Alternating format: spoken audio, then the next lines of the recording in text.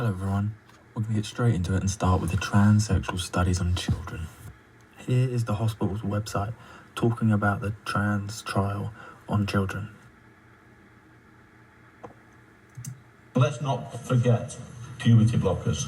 These are medical trials on children, and everyone over there who supports this should hang their heads in shame. Here is the government record showing it was talked about in Parliament. When Wes, the health minister, was asked why, he said it's the right thing to do and he supported it while in opposition. At the very least, I'm glad he made his position clear, that him and Keir Starmer are in favour of trans child medical studies. Next, the Chinese embassy in London.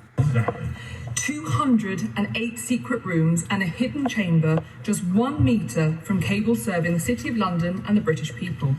That is what the unredacted plans tell us that Chinese Communist Party has planned for its new embassy if the government gives them the go-ahead. Indeed, we now know they plan to demolish the wall between the cables and their embassy.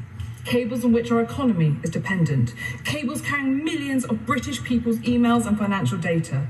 An access that would give the Chinese Communist Party a launchpad for economic warfare against our nation. The reply from Labour, and I'm paraphrasing, is that they're doing their job, so don't worry.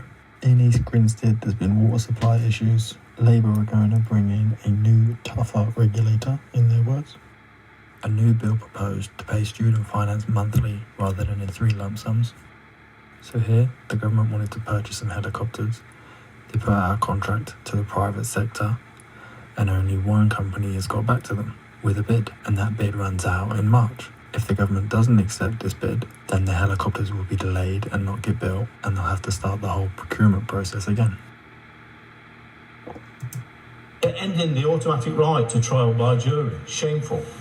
They allow Islamist thugs to dictate police policy on the streets of Birmingham. They've turned a blind eye to Islamists threatening to kill Jews on the streets of London, and they voted against having a national inquiry into the mass rape of young girls in Labour-controlled areas. Absolutely shameful. Each one of you should be absolutely ashamed of yourself. I'll give you. If he's genuinely concerned about the rights of the children of this country, is he going to support cracking down hard on Elon Musk and X? Thank the honourable gentleman for his intervention. I think X has got to clean its act up. It's as simple. I think we all agree with that.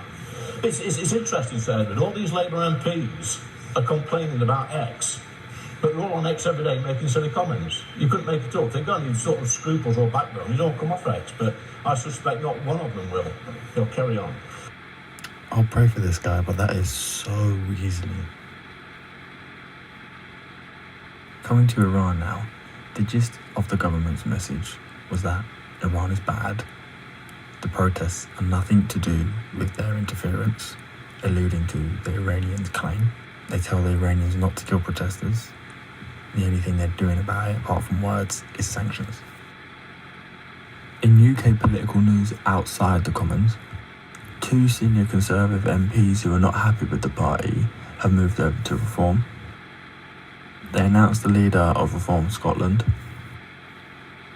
and their candidate for the Mayor of London, whose speech was particularly strong.